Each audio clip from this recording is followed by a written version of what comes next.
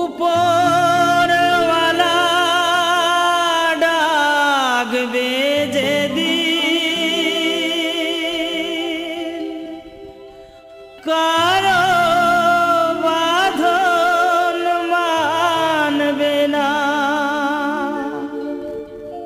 যেদিন যাবি শ্মশান ঘাটে কলঙ্ক কেউ দেবে না,